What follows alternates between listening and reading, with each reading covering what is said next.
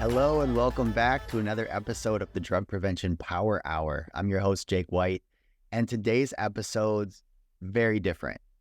In fact, you could say we have some new co-hosts on the line because I was interviewed for Oshkosh Breakwater's podcast, and we got to talk all about launching a youth prevention club, and I thought this would actually be really, really valuable for us here. So, number one, if you enjoy prevention podcasts, go and check out the Oshkosh Breakwater podcast.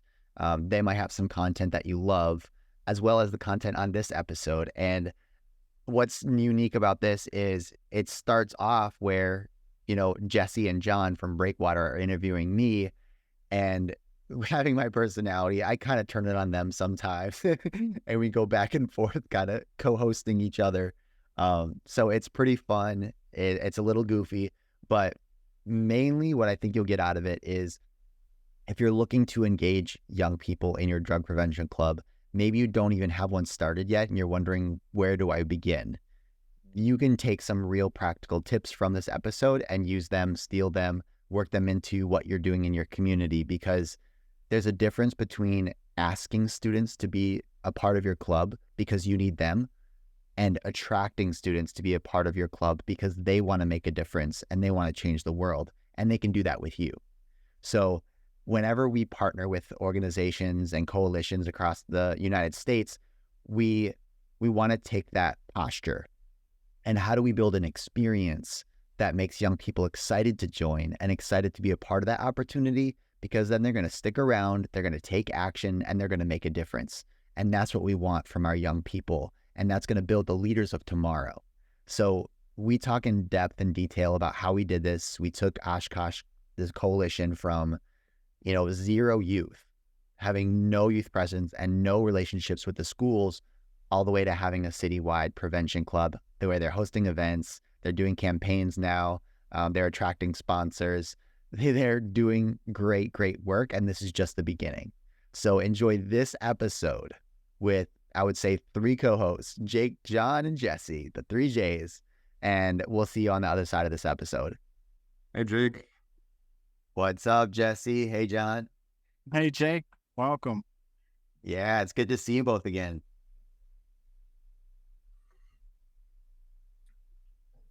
So can you tell us a little bit of what Vive 18 is, why, how it started? Sure. Yeah, so the mission over here at Vive 18, working with schools and communities across the country, is to really help reduce drug use and addiction in young people so that they can have more for their future. And we do this by providing really, really high energy, relevant, and engaging drug prevention programs, anywhere from, curriculum and media packages, and then even our speaking and training platforms where we help students start a peer-led club so they can make a change for mental health and drug prevention in their own communities. And cool thing is, you guys know all about that because we're doing some work together this year. That's pretty exciting. But overall, it started in the Oshkosh community because, I grew up there just like y'all, and I went to college at UW Oshkosh. And to make a long story short, I wanted to make good choices. I wanted to live drug-free, but I felt really, really isolated and alone for making that choice.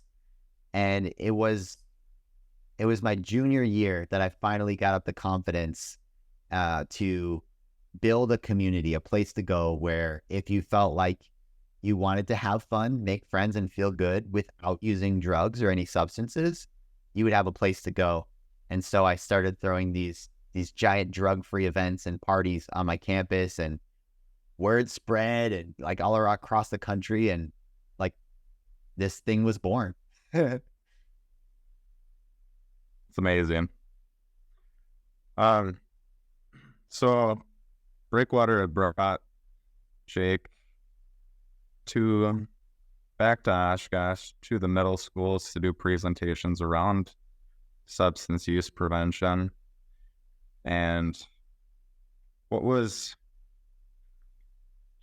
let you tell a little bit about what was the goal in mind here within these presentations. Yeah. Well, I I met your former coordinator, Hannah, at the CADCA conference, and she was kind of telling me how, Breakwater has been in existence for almost 5 years. They're running on the Drug Free Communities grant. And so it's coming to a point where y'all are, resubmitting for the next 5 years. And up to that point, there was still no youth presence. Like, it was adult committees, all the memberships, the 12 sectors were there except the students and the youth. And so we were talking about how we could get more young people involved. And she was going on maternity leave soon. So she's like, Jake, tell me what you could do for us and just dream big. And so we put together basically the mission of how can we take Breakwater Coalition from 0 youth presence to having a great youth presence with a group of committed students who are into the mission, doing great things, and then having impact and momentum for them to start creating more change in the community alongside Breakwater. So the goal really was within 4 trips to Oshkosh, week-long trips, we would speak at as many schools as possible. We would let the students know what Breakwater is and how they can get involved and start a student club. We would help them build sustainability and a plan so they could keep moving forward. And then the 4th trip where I would train someone within Breakwater to carry on the movement when all that work is done. And dude, that's why I like your story, Jesse, because both your role has changed a lot since we started being a volunteer and now being on staff with Breakwater and the human services department and the health department. So it's all going like great. Like, it's surpassing my expectations, at least. I don't know about you. How I'm going to put you on the spot, Jesse. Tell me about your role now. Maybe your role before when I first got there, what you were doing, and now what you're doing. I anticipated the script flipping here, so I was prepared for this. So in the beginning, my involvement with Breakwater was just to see like how much could I get involved, learning more about what it was. And then I heard about you and what was coming with, speaking at the high schools and just wanting to get involved in anything to do with like youth prevention and youth work. So it started off with just like an idea, right? Like, I just wanted to get more involved. And being able to see what you were doing, being able to see the impact in the schools, just how engaged the students were to what you were saying, just how fun it was, it inspired me, So an opportunity became available within that to come on as staff for Breakwater as the youth engagement coordinator. And, the youth clubs that you were creating ended up being my responsibility, which was incredible. Like, I couldn't have pictured it going any better than the way that it did. Yeah. And you've been just an incredible mentor within that, right? Like, I can ask you any question about, like, how do I do this within these groups? Like, okay, this isn't working. How can I approach this different to get like a better result? Yeah, that's been sweet. Because when I started working with y'all, like I said, or like the very beginning, the board of directors was looking through everything. They're like, okay, we need to do this. But when I started, they basically said, there's not someone for you to train. Like, we don't have that person yet. And you were the volunteer who was excited to be there, who was like waiting for something to do. And then John even flew all the way from Florida back to Wisconsin for that week long where we did speak at all the middle schools, had 5 straight days of presentations and then leadership workshops with those students. And we were, launching our youth prevention club, which was super, super cool. And now you're now you're getting paid to volunteer. Like, it's the best case scenario.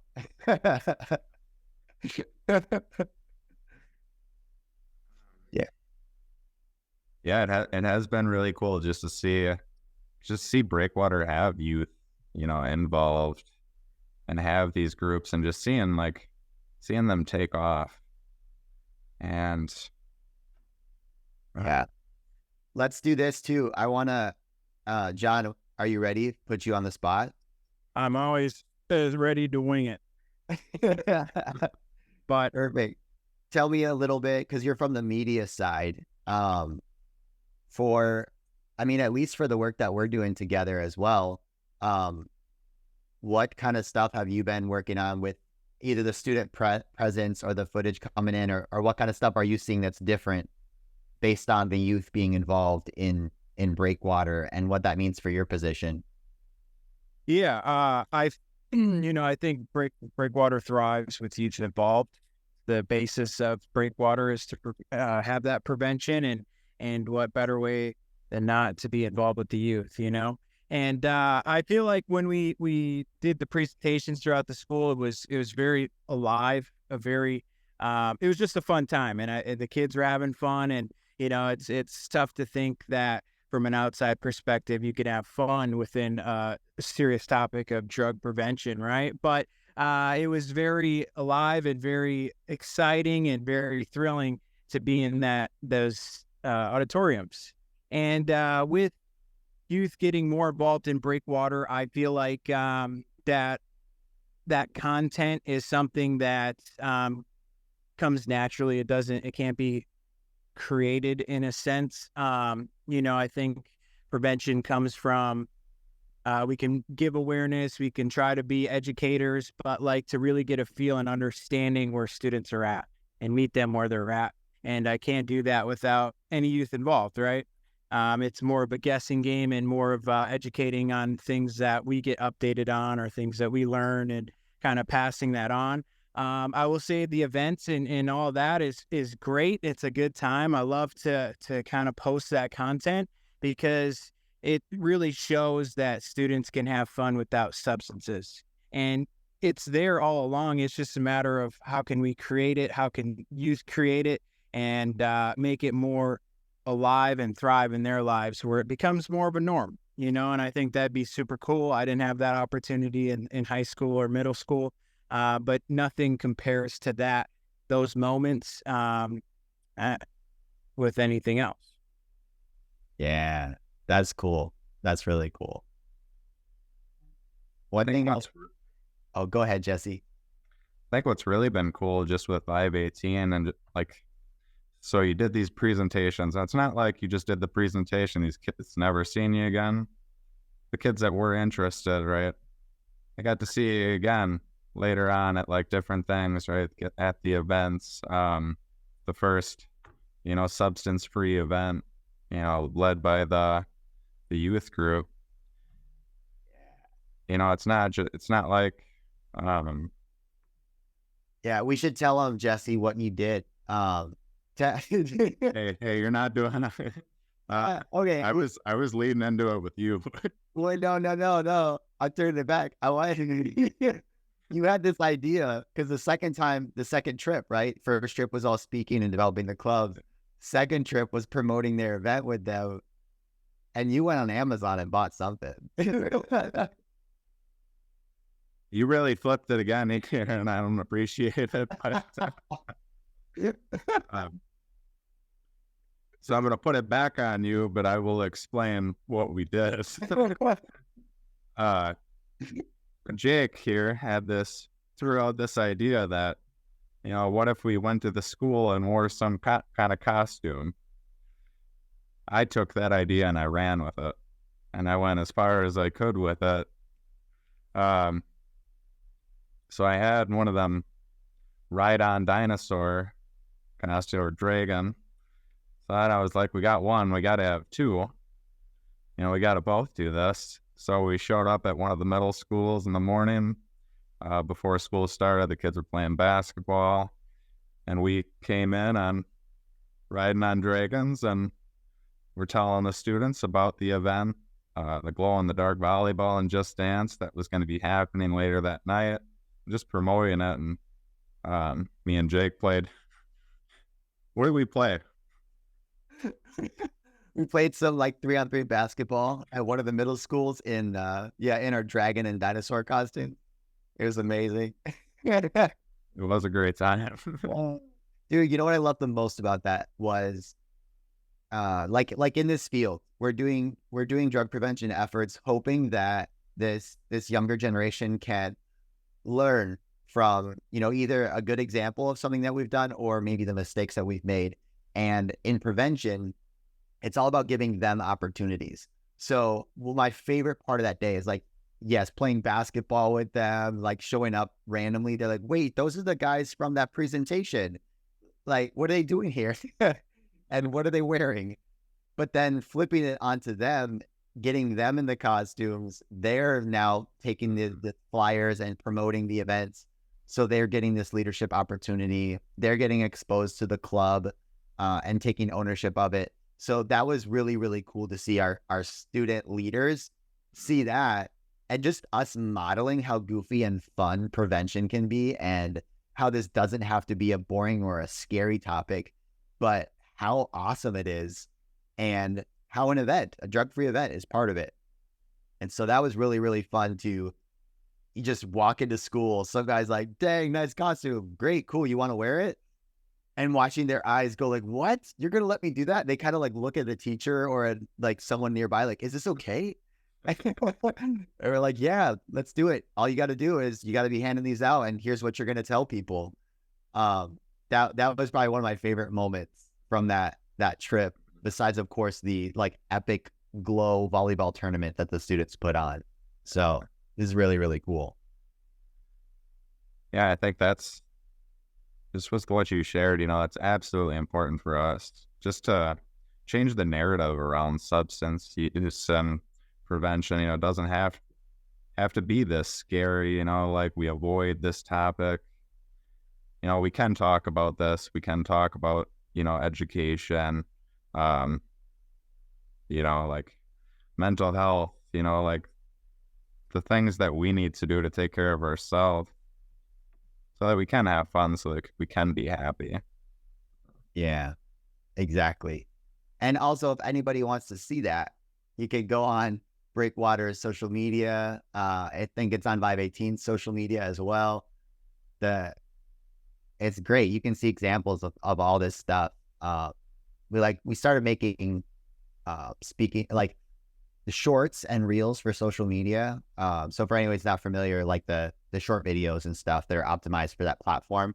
But that was really cool that during the presentations, we got to make each school their own short form content where they can see themselves on our social media accounts and in video, and they feel like they're famous, And then at like when we're wearing dinosaur costumes, going out and playing more content, like John was saying about having the student run events and having footage from that.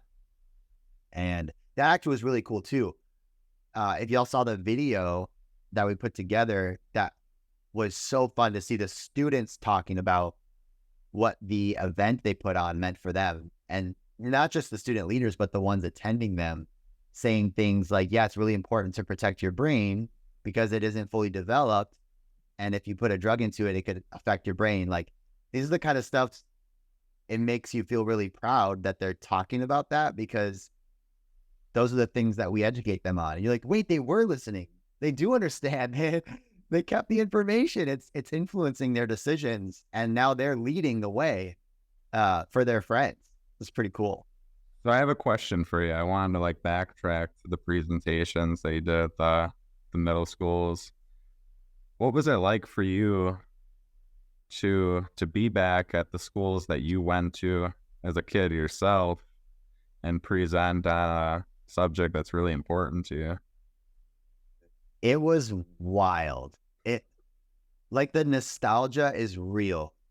Just walking in the same hallways that you walked as a middle schooler and then even as a high schooler was the key moments that it wasn't necessarily what you learned in the book, but it was like, I could remember I walked down the hall. I was like, whoa, that's where I first asked out this girl named Joy. And I was terrified and like the most nervous wreck I've ever been. Or this is where I got cut from the basketball team. You know, I didn't make it. Ah, dang. Like these key moments in your development, they come back. And then the really sweet moments too. Like I visited one of my teachers, and actually a couple of my teachers were still at the middle school and at the high school. And I remember one of our teachers knew exactly where I sat. Like she told me, she's like, Jake, you sat right there. And she remembered it. I felt so special and loved by that comment. And then, you know, my band teacher that I spent so much time with, getting to just see her watch the presentation and how I incorporated drumming, you know, something that she was integral in instilling like those skills in me and stuff like that. So it's nice to know that they're proud of what I'm doing and that I can go and give back, and that then the students are asking about it, saying things like, oh, great, you know, how can I become a speaker, or how can I get great at the skill of drumming or art or whatever I'm into? Because those are the things that I know are actually going to keep them healthy and making good decisions, is because they're focusing on better things and their goals and their future and their health. So normally when you speak, you don't get to hear those conversations afterwards. But since I was close to those people, we got to hear those really cool stories. Definitely. That's amazing. Yeah. It was cool to be able to see just how it affected you, you know, how it impacted you and like your speech, you know, being at the school that you went to. Yeah. Yeah. It kind of comes from a different place, because you can relate to everything that they do. Like you can name the spots in town where they hang out, and you can name the spot at the school where something happened to you. You know, the school mascots and all the quirks of the building and everything like that. So it's pretty cool. It's pretty cool. Should we talk about the event that the students do? And like they named the club and everything. So Jesse, with your permission, for keeping John back on the spot again, kind of share like the momentum that's happening with the student club and what y'all are up to. So I guess this falls on me.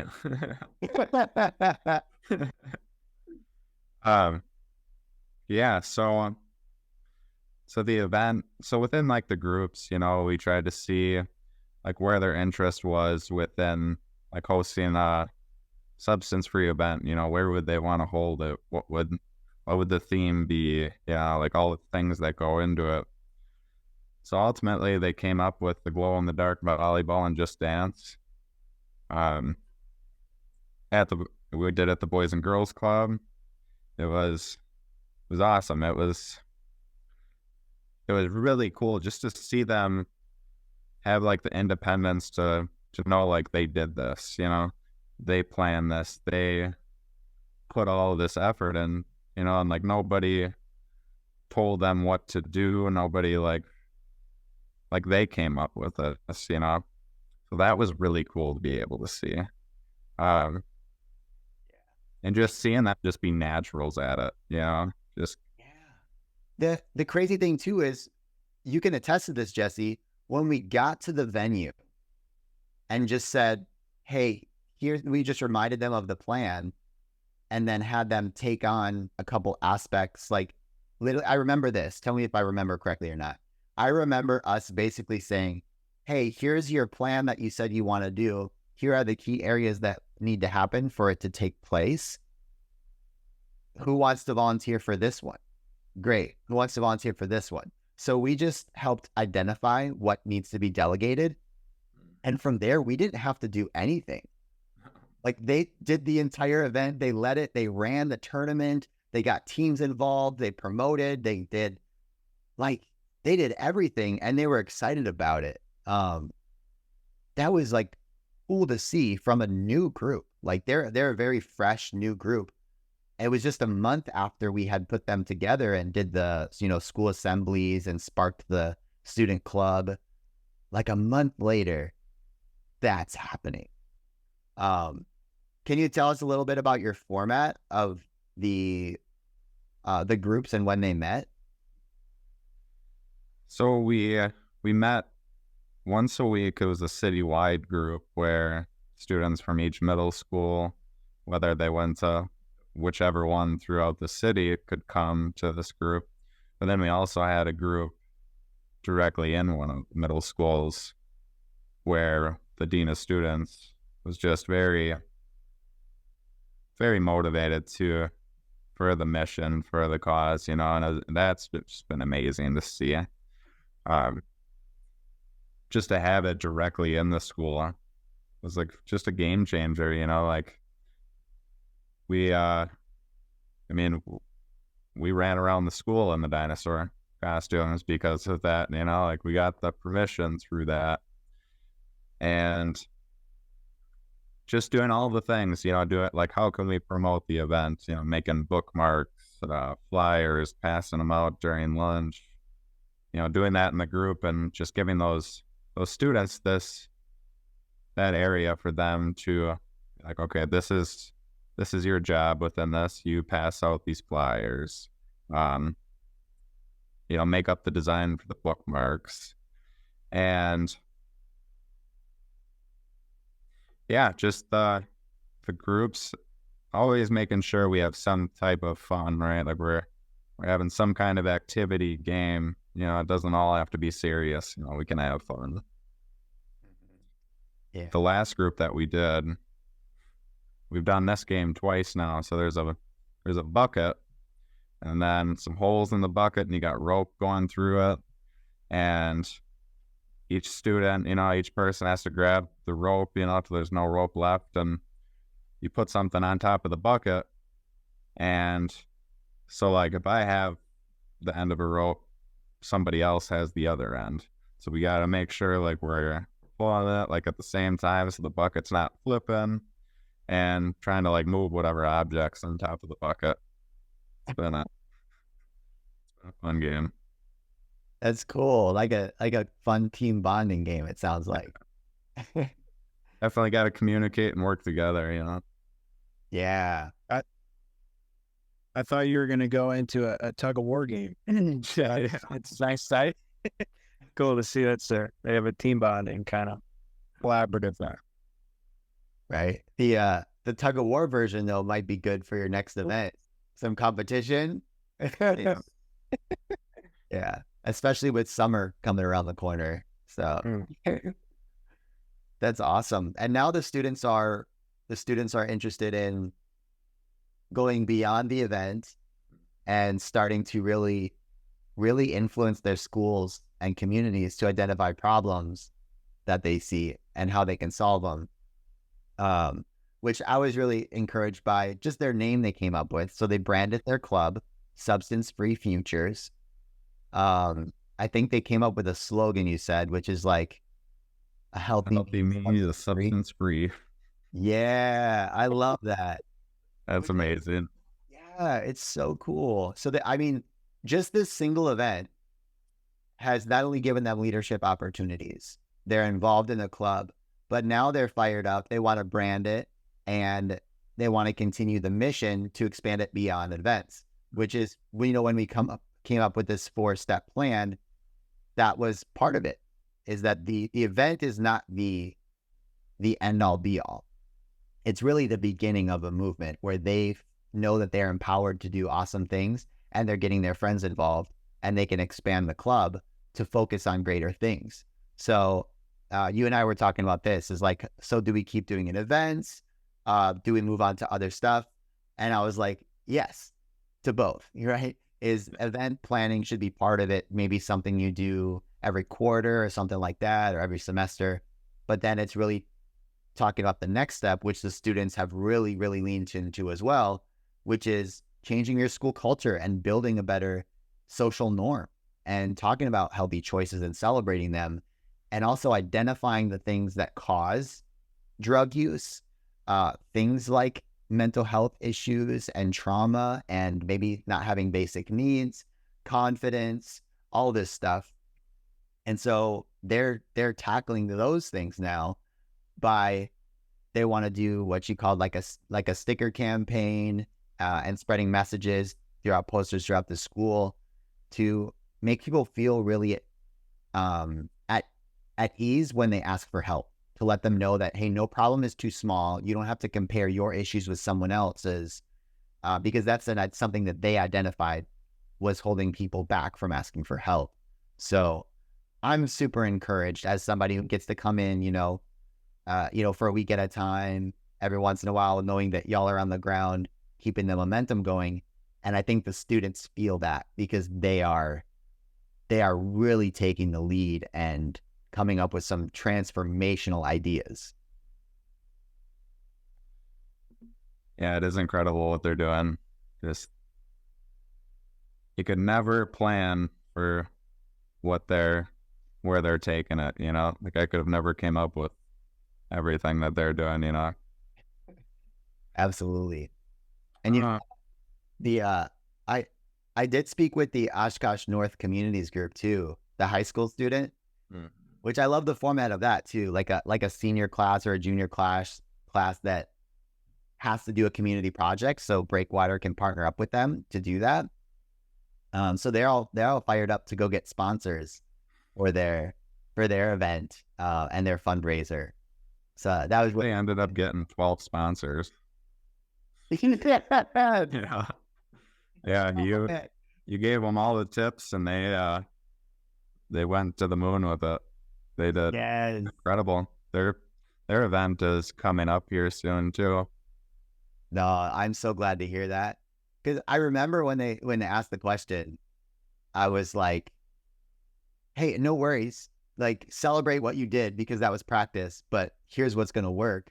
And then I remember saying this and instantly was like, "Should I have said that?" I said, "Hey, if this doesn't work, I'll be your first sponsor. I'll throw like $300 at you if this doesn't work." And I was like, "Oh, it's better." I was like, "It works for everyone else, so it's gonna work." Okay, but I was like, I might be putting my foot in my mouth, but that's amazing to hear. 12 sponsors. Oh man, they must be on top of the world right now. That's so cool. Yeah, it is amazing. Well, before we end the podcast here, I do have a question for you. I don't think you're going to refuse this. I feel like this is exactly what you do.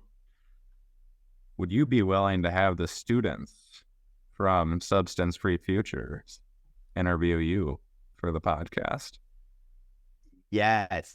And I'll double up. I would love to have them interview me, which probably would pull out some more fun stories and stuff like that. But also would love to have them on my podcast, the Drug Prevention Power Hour, and have them talk about all the stuff that we're chatting about now too, and then them share their stories and enthusiasm. So yeah, please ask them both when you ask them for that. That'd be great. Definitely. Well, stay tuned for the next episode of the Breakwater podcast, where we will have the students interviewing Jake. We'll see how that goes. Awesome. Thanks for having me, Jesse and John. All right. I hope you enjoyed that episode of the Breakwater Coalition podcast and the Drug Prevention Power Hour. And here's what I'll note. My wife mentioned that if you she's like, I want to see the dinosaur costumes. Can you show us? So if you want to see us hanging out with students in dinosaur costumes and all the fun they had, hop onto our Instagram or TikTok page, and it's Vive18, VIVE18. Check it out. You'll find those on our feed, and those are fun, really fun videos. The other thing is, if you are struggling to start a youth coalition or a youth prevention club and you need help, do not hesitate to contact us. We would be happy. We offer free consultations. It's a 30-minute deal just to learn about you and your community, and then give you some real practical tips you can implement right now. That's free of charge. You could schedule that. Go on vive18.com and just send us a message saying, hey, I would love a free call to discuss our youth prevention efforts. We're happy. Like, if I could have a day just doing that one day a week where I just filled it with those, that'd be amazing. In case I haven't told you in a little bit, keep up the amazing work that you're doing. It's important. The mission is amazing. And we would love to support you however we can. And we'll see you next Monday on another episode of the Drug Prevention Power Hour.